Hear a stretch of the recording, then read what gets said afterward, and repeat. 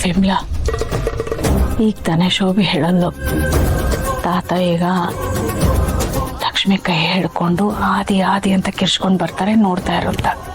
ಹಾಗೆ ಆಯ್ತು ನೋಡು. ಪಾಪ ಕಣೆ ಆದಿ, ಏನ್ ಗ್ರಾಚಾರ ಕಾದಿದ್ಯೋ ಏನೋ. ಅವನು ಹೊಡೆಸ್ಕೊಳ್ಳೋದನ್ನ ನನ್ನ ಕೈಲಂತೂ ನೋಡಕ್ಕಾಗಲ್ಲ ವಿಮಲಾ.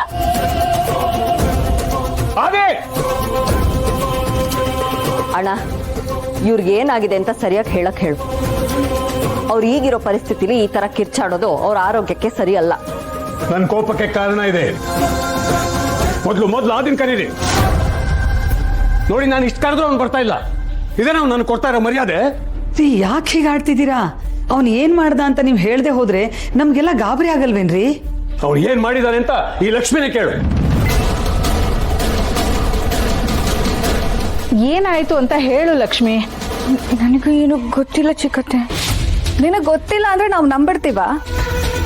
ಆದಿ ಬಗ್ಗೆ ನೀನೇ ಏನೋ ಹೇಳಿರ್ತೀಯ, ಅದಕ್ಕೆ ತಾತ ಇಷ್ಟೊಂದು ಕೋಪ ಮಾಡ್ಕೊಂಡಿರ್ತಾರೆ. ಮಳ್ಳಿ ಮಂಚಕ್ಕೆ ಎಷ್ಟು ಕಾಲು ಅಂದ್ರೆ 3 ಮತ್ತೊಂದು ಅನ್ನೋ ಹಾಗೆ ಆಡ್ಬೇಡ.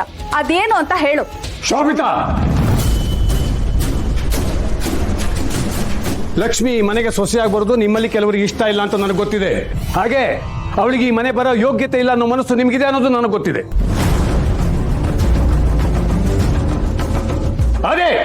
ಅದೇನ್ ಹೇಳಕ್ ಹೊರಟಿದಾರೋ ಅದನ್ನ ಸರಿಯಾಗಿ ಹೇಳಕ್ ಹೇಳಿ. ಸುದ್ದಿ ಬಳಸಿ ಮಾತಾಡೋದ್ರಿಂದ ಯಾವ ಪ್ರಯೋಜನನೂ ಇಲ್ಲ.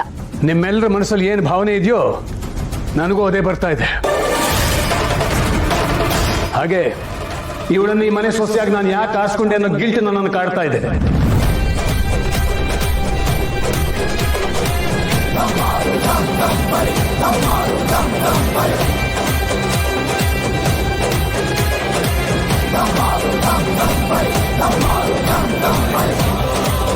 ಅಮ್ಮ, ನಮಗ್ ಯಾವತ್ತೂ ಅನ್ಸಿದ್ದು ತಾತಂಗೆ ಈಗ ಅನಿಸ್ತಿದೆ ಅಂದ್ರೆ ಲಕ್ಷ್ಮಿಗೆ ಇವತ್ತು ಪಕ್ಕ ಗೇಟ್ ಪಾಸೆ.